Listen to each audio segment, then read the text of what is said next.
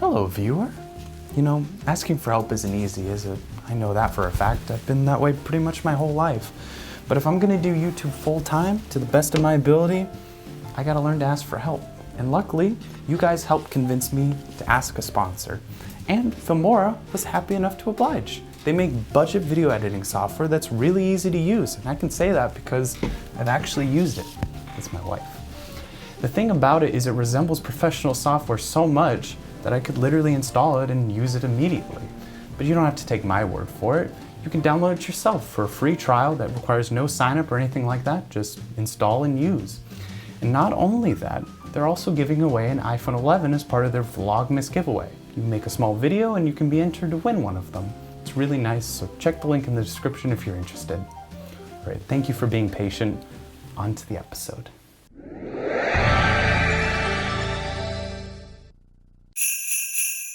Hey, guess what? Merry Christmas.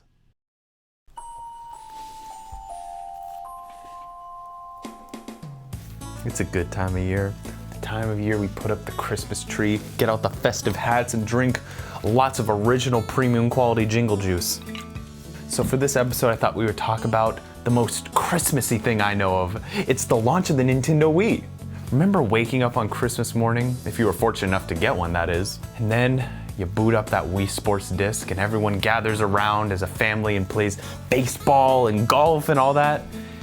Who knows, I'd still be playing it like 6 years from now. It's been 15. What? Well, in today's holiday-themed episode of Beta64, we're going to be looking at the Nintendo Wii Menu, as well as many of the launch channels that came with it, along with the Miis. Plus, there's a ton of scrap features for the system, and not to mention the infamous lost startup disc that even today still has yet to be found. So what do you say? Let's get this all started. The revolution has begun. We would like to play. With the Wii's hardware decided on, the controller created and ready to be finalized, all that was left was to begin creating the Wii's operating system, or as Nintendo calls it, the Wii's IPL or Initial Program Loader. Or as we like to call it, the Wii Menu, which began to take shape in October of 2005, when the development of Wii Connect 24 was just about finished and it was time to discuss the system's functions. Technically though, it had been talked about before, but just in passing, with each division discussing it on their own with no real unity, so nothing was really happening to move it forward. So in order to get things moving, a major meeting was called to make the Wii Menu an official company project. But of course, at this point, it wasn't called the Wii Menu, with all of its channels and clean UI. Those ideas hadn't even been considered yet. In fact, there weren't really that many ideas at all, other than the fact that they wanted to make the system stay on at all times, with a nice little sleep mode to save power. So, now what? What do we have to make the Wii do to justify it staying on all time? Well, luckily someone had an idea, and that person was Kenichiro Ashida, who's referred to in the Iwata Ass interview as Tamaki-san. He's known for being in charge of the Wii menus, Wii Connect 24, as well as a bunch of other system functions, and he had some pretty good ideas. It all started when Tamaki first joined Nintendo with the idea of making games that could cross the generational gap, games that a grandmother and her granddaughter could play and have fun together. Mostly though, he was just lonely and wanted a connection.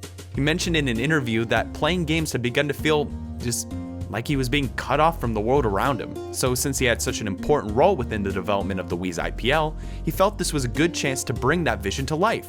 A vision of the Wii Remote being a commonplace item on every family's coffee table, to pick up and play whenever. And since the Wii was going to, as they put it, never sleep, the idea soon came about to offer services, one that would be useful or just plain fun for the entire family. And so they got to work, starting from scratch. Since this was a pretty newish concept for consoles at the time, they had made something similar for the DS where you could use a clock or do PictoChat without any additional software, but still, at the time, the most common thing to include with a console was just a CD or a DVD player, not a food ordering channel like the Wii got in Japan. At the beginning though, they weren't called channels. In fact, there weren't even multiple services at first. The team was attempting to get all of their ideas into one piece of software for the Wii, but they just couldn't get it to all fit together. So in the interest of appealing to the whole family, they decided to include them all, just as separate applications. But then a new issue came to light. How do we present all of these services? After all, you don't want to overwhelm the user with a ton of options thrown right in their face as they boot up the console. It needs to be easily digestible. Someone on the team had the idea of lining them all up like TVs in an electronics store, But the idea didn't particularly stick, so they kept on thinking. And thinking, to the point where they felt like it was a dead end. That is, until someone started lining them all up in rows just to see what came to mind, and that's when someone blurted out, Those look kind of like TV channels. that was it, channels! A row of TVs on different channels, and the idea quickly took root, and those who didn't quite like it, well, Tamaki convinced them one way or another with a passionate speech, saying what an amazing idea having a console for everyone is. From that point on, it was smooth sailing. There were some other suggestions that didn't quite make it in, like having the disc channel be a bigger channel since it's obviously going to be used the most, but they decided that having all channels be equal size, that was really part of the core idea of the system since they wanted every channel to be equal, so they left it as is. So now that we've gotten to channels, let's look at some specific ones and see how they were developed, starting with my favorite, the Wii Shop Channel. I just remember booting up the Wii Shop Channel every so often just to see what new games they added. So maybe some demos, maybe some freebies, because I didn't have money, I wasn't gonna buy anything. But maybe I should. It's never too late. The Wii Shop Channel, or as it was originally called in development, the Shopping Channel. It was a place designed by Nintendo to sell retro games known even early on as Virtual Console.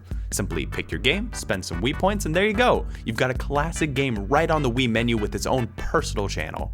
But that wasn't the way it was originally going to be. At first, there was simply going to be a Virtual Console channel that when you launch it, would list out all the games you've purchased sorted by console.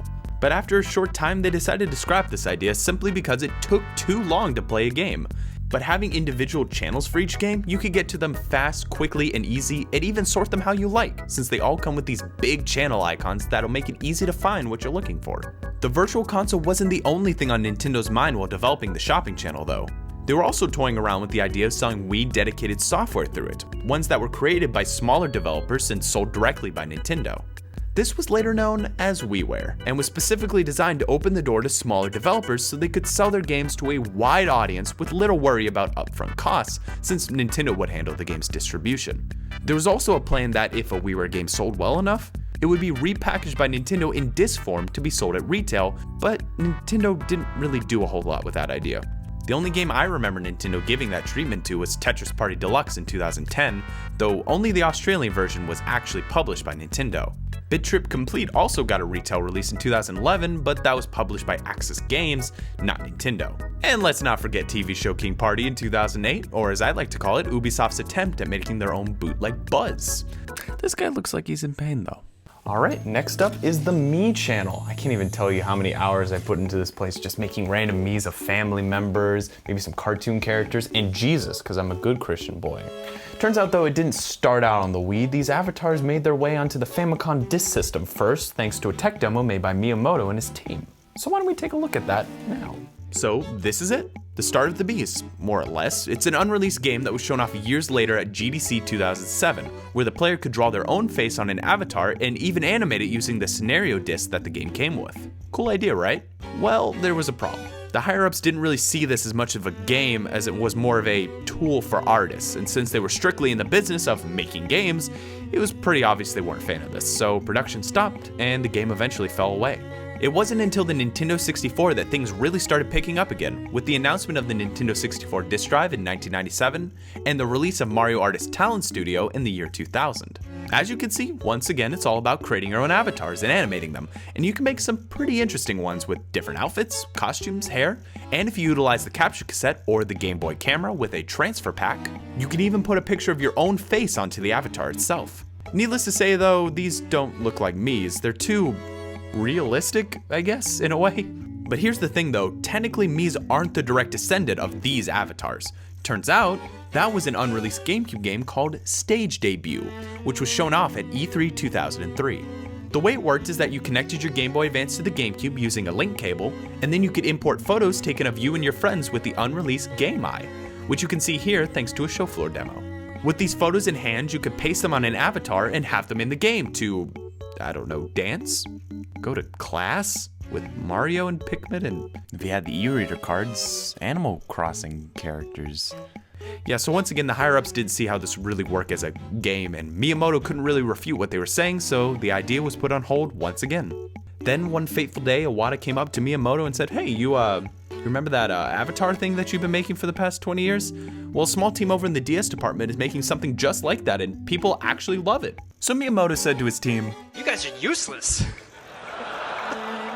And then he politely said, "Screw this, I'm switching development teams," and for a few months he worked over with the DS team on their prototype avatars that look a lot more like Miis than the previous ones we've seen.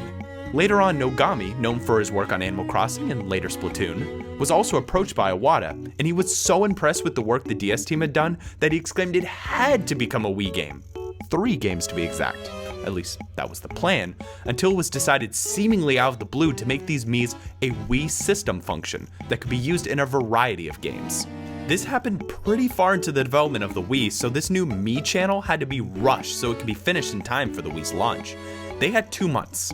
Yeah, 2 months to get this all set up for Wii Sports, the first game planned to utilize Miis.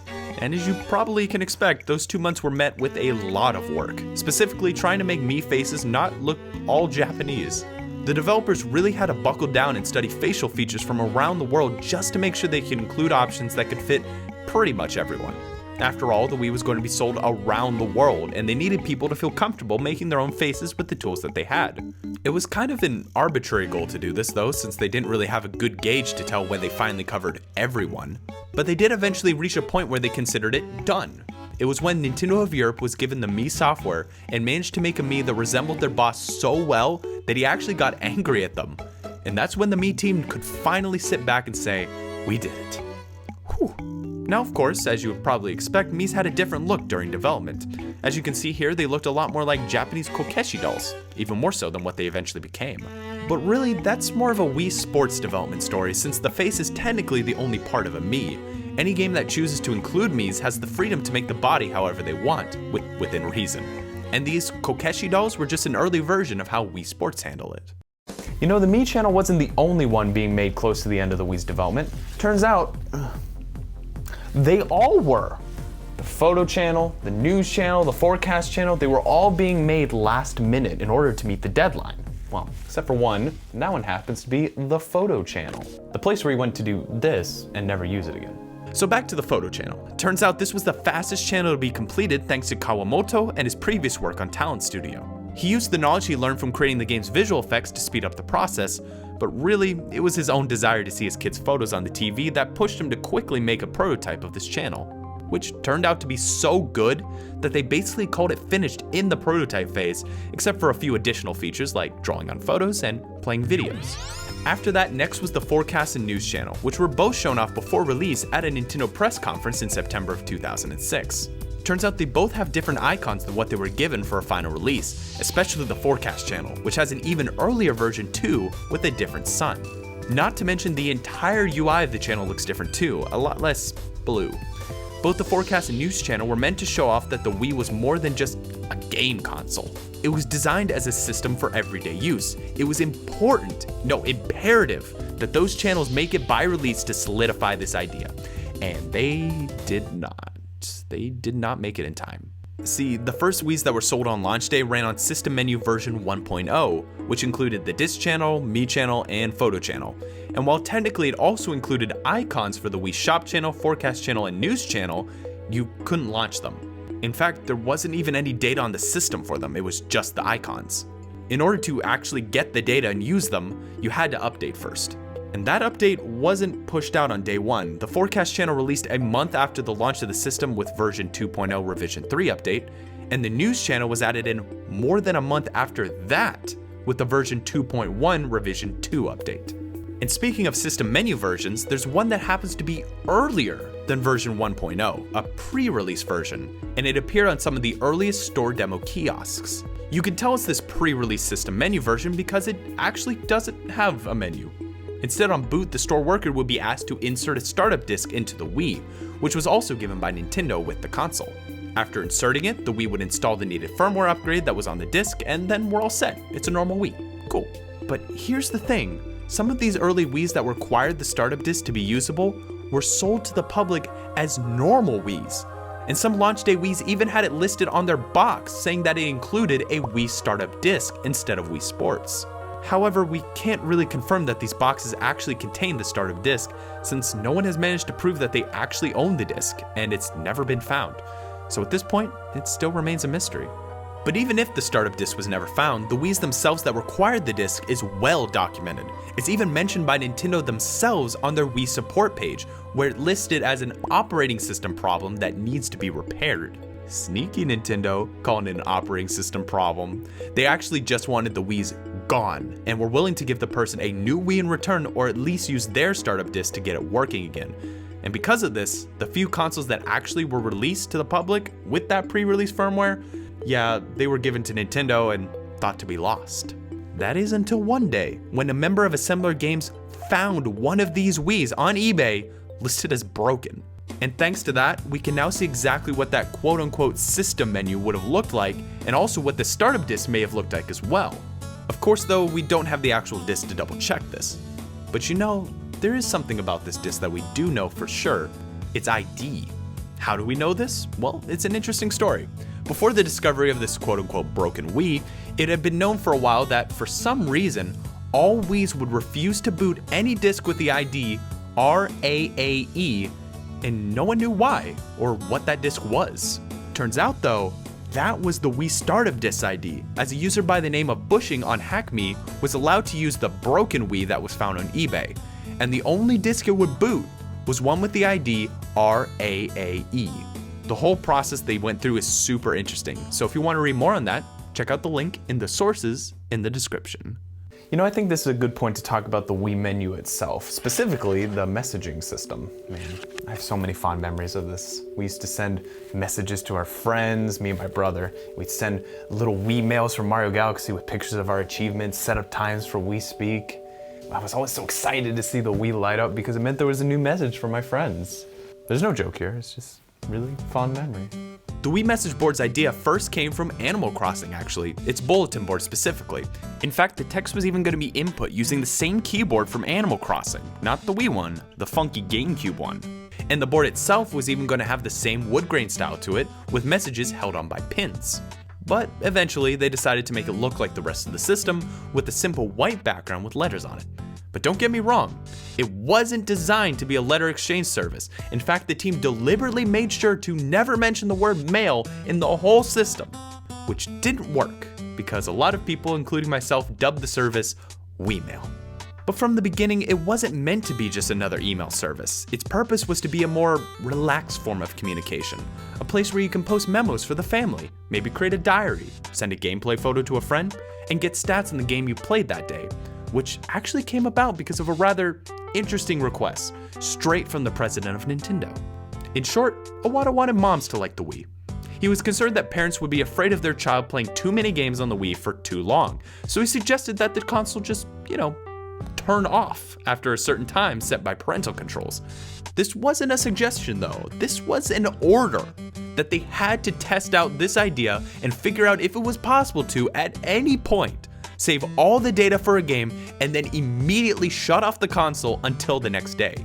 And can you believe it? This order was met with a lot of pushback and heated debates within the company. People kept coming to Iwata saying it would be technically impossible, or at the very least way too much work to get the idea to function correctly by release.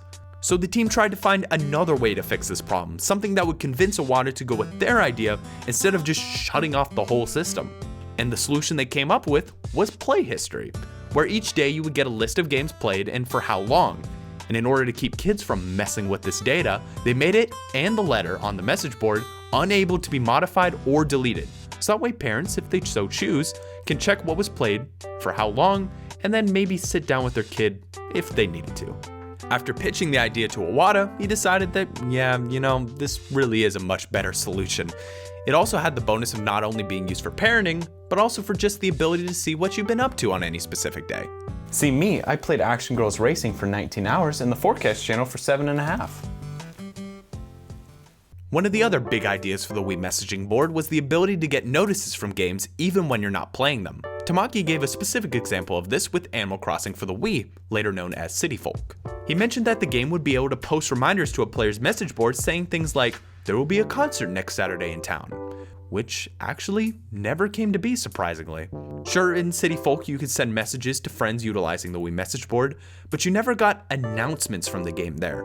If you wanted those, you would have to boot up the game and check out the in-game bulletin board. You aren't notified of events anywhere else.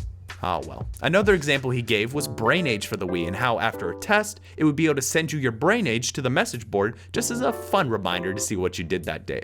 Wait, there was no Brain Age for the Wii? Alright, well, what other examples of the message board's functionality did it give that didn't actually end up happening? Okay, so apparently there was also a plan to allow you to notify your friends in your address book that you just purchased a game, which never happened as well. Oh, and it looks like the Wii Messaging service was originally meant to be a channel too. It was later made to be part of the Wii menu because they wanted it to be something that could be pulled up quickly and easily, and by putting it behind the menu, they could show the user that it was a behind-the-scenes function that would always be running and checking for messages. Now, believe it or not, there's some actual unused stuff in the Wii menu itself. Things like unused graphics, text, and even some functionality that's been cleverly hidden away. And some things are not so cleverly hidden. Take this for example. It's an unused graphic that was meant to show up on the message board. But here's the thing, if you go to Nintendo's UK website, on their support page for reading messages and memos, it's right there. It even says Animal Crossing on it, or I guess just Animal, but what else could it be besides Animal Crossing? Perhaps this was the remove functionality in City Folk where it would alert you of upcoming events on the message board. It even shows up in early Wii manuals before it was removed from later Wiis. Turns out that's not all the Animal Crossing references in the files of the Wii menu. No. In fact, we actually have one of the messages that was going to be sent to players alerting them of upcoming events. It's a placeholder obviously, but it does show what it would have looked like had they decided to add it into the final game. There's also an unused icon for Tom Nook, which I could see being used instead of a Mii in those Animal Crossing notifications, but that's just speculation. It could also have just been a placeholder. Much like this big-nosed Mario, which can actually be seen in early screenshots and videos of Double Dash, right there. And since we're already talking about messages and memos, here's an early memo icon without rounded edges, and an early "there's no Miis here" icon that appears in places like the address book. Let's go back and check out some more unused text, like these two lines which tell the user to plug in a nunchuck or classic controller into the Wii remote. What makes this interesting is that it means that originally developers could set a flag in their channel to say to the Wii menu, hey, this game requires a nunchuck or classic controller, don't boot until one of them is plugged in. This isn't just speculation though, it's actually supported in the Wii SDK itself. In the programming guide for creating banners and icons, you'll find a note where, paraphrase, it says, the classic controller and nunchuck connection check options called Need Classic and Need Freestyle respectively, which were selectable in previous versions of the banner data creation tool, are no longer available. Do not try to use them. So from this and other info in the SDK, we now know that developers could have originally set the requirement of specific attachments in the banner.config.txt file, which nowadays is simply used to hold all the different titles for a channel depending on the language. The version history of the icon and banner tools tells us exactly when this feature was removed, October 13th, 2006, about a month away from the release of the system. There's also some more unused text that reveals yet another remove feature from channels, a time limit. Turns out in the early days of Wii development, there were a lot of ways to limit a channel that were never used or known about until it was discovered by Leo et Lino. Sure. There's an absolute time limit where a game starts or stops working on a certain date. Then we've got number of launches, which is like what they did with the Wii U and 3DS, where certain demos can only be played a certain number of times. Then there's number of titles, so like maybe if there are too many games installed in the system it can't run. And then elapsed time, which could limit how long you were able to play a game in a single play session, like Trials in Super Smash Bros. Brawl. Most of these are just guesses though, based on the name alone, but there are some that were actually implemented in the system but just weren't used. That would be number of launches, and as we saw in the unused text earlier, duration. Neither of these limits were used by any channel throughout the whole Wii's lifetime. Well, except one. And that would be, believe it or not, the Homebrew Channel.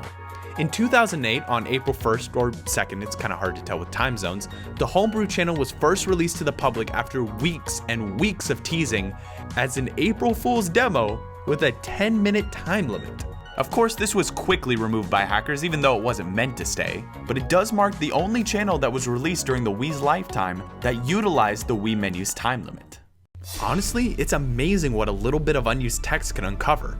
Like this for example, GB, MB, and KB, otherwise known as gigabytes, megabytes, and kilobytes. Now as you probably already know, the size of games and saves on the Wii aren't shown in this format, it's shown as blocks. So it looks like they would have originally shown the file size outright instead of hiding it behind things like blocks. But here's the thing, the Wii's NAND is only 512 megabytes, so there's absolutely no way it could even hold a gig. The gigabytes label must have referred to space on the SD card then, since the Wii's SDHC cards support up to 32 gigs. But even then, Wii saves are never that big, and WiiWare can only be up to 40 megabytes. The only thing that could have been a gig or more is like Wii or GameCube games. Does that mean you could have originally downloaded full games to your SD card and launched them from there? Actually, maybe. At E3 2005, Reggie did mention that, and I quote, "We announced the ability to download and play the best NES games, SNES games, Nintendo 64 games, in addition to Revolution games and GameCube games." It kinda sounds like he was saying that you could have downloaded Wii and GameCube games, huh? Then again, it also kinda sounds like he was saying we announced downloading NES, SNES, and 64 games, and we also announced some Revolution games and GameCube games. Gosh dang it, 2005 Reggie, you're too vague. So we can't say for certain that you could have downloaded GameCube and Wii games to your SD card, but what we can say for certain is that there were originally, around that time, 2 SD cards in the Wii, not just one. The Wii's iOS, or in other words, the Wii's embedded operating system, even mentions the second SD slot with the text, "SDIO slot 1 cannot in it." Now, to break that down, SD is obviously for SD card, IO stands for a device that can both input data to a computer and output it for the user, and slot being referred to as slot 1 is actually a big deal because with most programming, counting starts at 0, meaning that slot 1 is actually referring to a second SD card slot that, as you can see, can't initialize, since after all, it's not there anymore. And so we've reached the last part of the video, and I've saved the Wii's biggest unused functionality for last, and it all starts with the disk channel. See, right around here is an unused image. Do you see it? Well, you can't. It's invisible. In the banner's BRLYT file, or binary revolution layout file, you can set each of these images to be visible or not, with 0 being invisible and 1 being visible. But if you spend 4 hours trying to figure out how to change that flag from a 0 to a 1 like I did, you can make it reappear. So let's see what this unused image looks like in action. That's right, it's a DVD, complete with its own little reflection.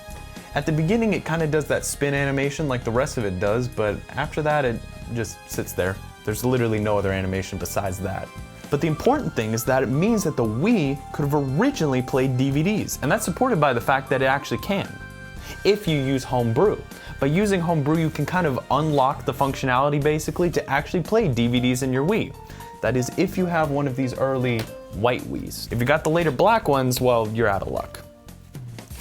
So why was this DVD playing functionality scrapped? I mean, it works, why not just keep it in? Well, my friends, that is a little something to do with licensing. The current consensus is that Nintendo decided after adding the DVD functionality that it just wasn't worth paying the licensing fee to Dolby, owner of the DVD, for every single Wii sold. Microsoft had a similar problem with the Xbox. They also didn't want to pay the fees on every Xbox, so they found a workaround. They decided to sell a little dongle that enabled DVD playback functionality thanks to a tiny library that was kept on the dongle. This means Microsoft would only have to pay Dolby for each DVD remote kit sold, not every Xbox, even if the functionality is technically almost all there already. Nintendo, on the other hand, they were just like, scrap the whole thing, along with another similar functionality, which we can see thanks to this unused image. Oh, it would probably help if I put up the translation. Here we go. So according to this image, the Wii Remote could have originally controlled the TV much like a universal remote. Not to mention it also comes with this image that says TV on it, so there's really no doubt about it. Now, there was a Club Nintendo reward in Japan that was a universal remote made to look like a Wii Remote, but it's not actually a Wii Remote, it can't actually connect to the Wii. It turns out though, this unused TV remote functionality in the Wii was actually later used thanks to the TV no Tomo Channel G guide, a Japanese exclusive TV guide channel that lets you see what's on, choose what you want, play it on the TV, and then control the TV with the Wii Remote until you press the home button, which takes you back to the Wii. This channel actually uses a copy of what is believed to be the library that the Wii menu has for controlling the TV.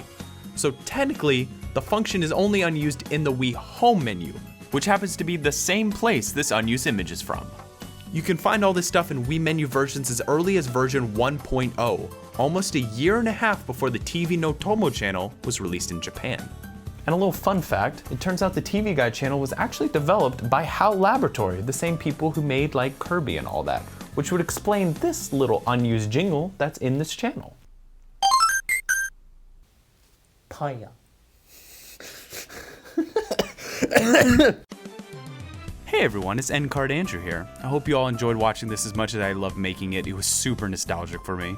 If you want, consider supporting me on Patreon. If you join by the end of this year, you get a free Beta64 sticker. Plus you get access to bloopers, behind the scenes things, and the new beta cast. So if you want, consider supporting the show. Anyway, that's it. Hope you have a great day.